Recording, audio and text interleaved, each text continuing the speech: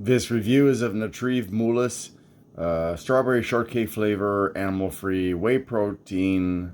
Um, it's a beverage. I don't know why they don't say that on here, but it's a beverage, and they come in individual packets like that. So you're paying more for getting less instead of like a canister, and it has digestive enzymes, gluten, hormone, lactose, and soy free because, of course, it's dairy free. Here is a blurb.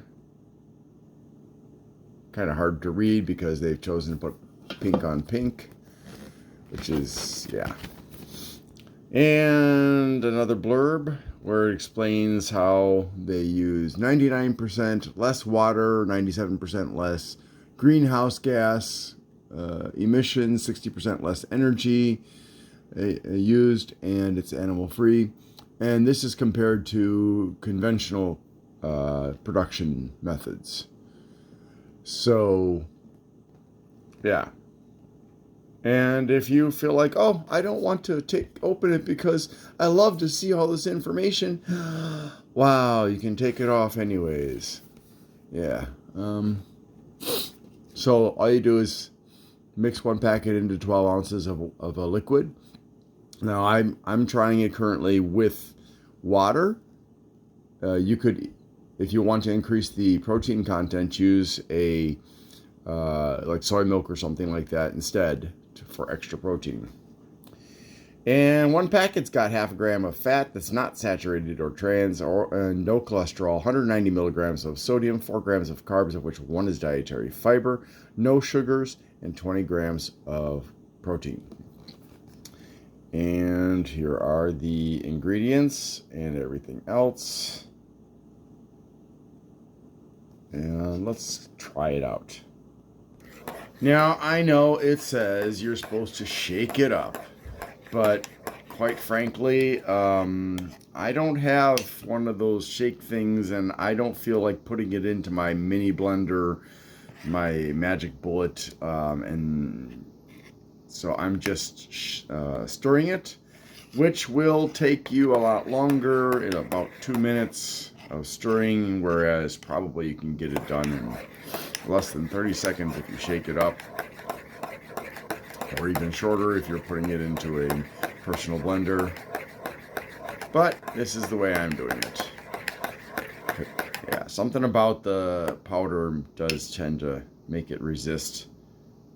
And since this doesn't actually specifically say use hot water or hot liquid, it just says use liquid. You would probably get a faster mix if you use something warm, but I don't know if that's gonna like alter any of the nutritional values or anything. All right, it's mostly ready. It does have both stevia and monk fruit in it, so it's not like it's not sweetened.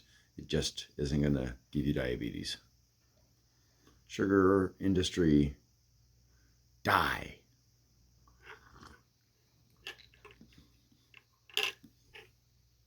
Wow, that's a weird first taste. Very weird. I would give that. The second taste isn't much better. I give that first taste a 2, and the second taste a 3. I'm hoping it's going to smooth out as my tongue adapts to it, because otherwise, yeah.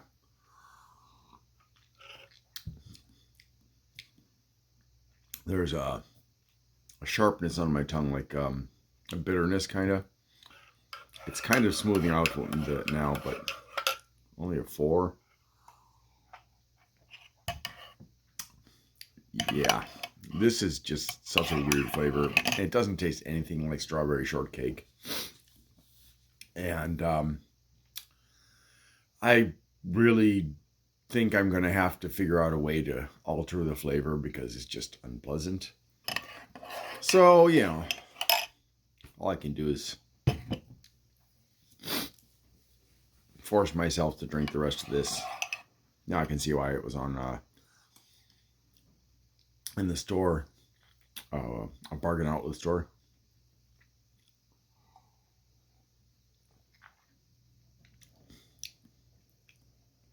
Yeah, definitely no better than a 4.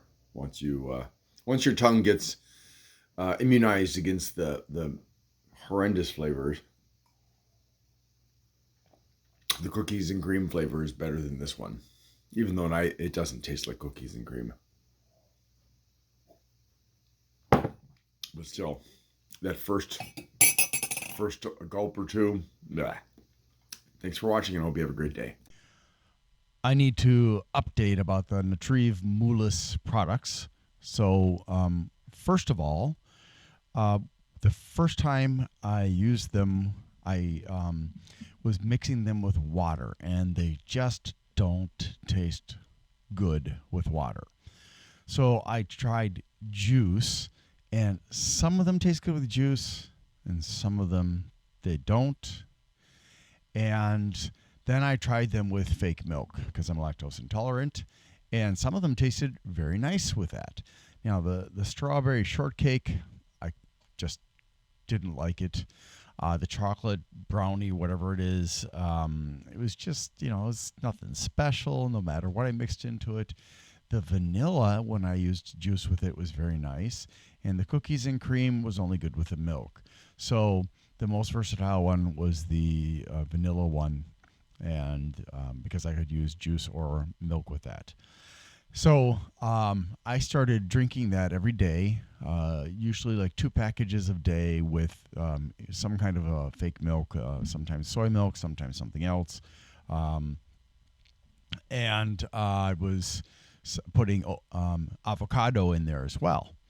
And after, I think it was about a month, I was noticing that my blood pressure was going up. And at first, I didn't know why it was, but then I was like, well, what have I done differently? The protein drinks are what I've done differently. So I decided to stop, and I stopped, and within a few days, my blood pressure went back to normal. So I didn't drink them for quite some time. And then I think it was toward the end of 2023, I tried again for another month. And after getting close to the end of that month, I started to have a general sensation of pain here to the left of my heart, which, given that I have issues, was very much a concern for me because I don't want to have heart problems. And this was something new for me. And it was not just like a pinpoint twinge kind of thing. It was a fairly large area here that where I was experiencing pain. And so I stopped, and within a few days, the pain went away. Now, I have noticed every once in a while since then that I've had pain again, and that's usually after I have consumed something that's made with protein isolates. It doesn't matter what the source is. It can be milk protein isolates, it can be soy protein isolates, or something else. The end result seems to be that if I get too much of that in one day, I feel some pain over here next to my heart. So I had bought a lot of them because they were on sale for, I think it was $5 at Ollie's. And I don't think they have very many more, if any at all, because it's been months now. And the last time I went a month ago, maybe there was almost none left. But I had bought a lot of them. And after I stopped drinking and my symptoms went away, I was like, well, okay, I'm not going to be drinking this anymore. So I donated it all to a food bank. And that was like, let's see, maybe $60 worth, $70 worth. I'm not really sure. That I donated to the food bank for other people to be able to try and potentially enjoy.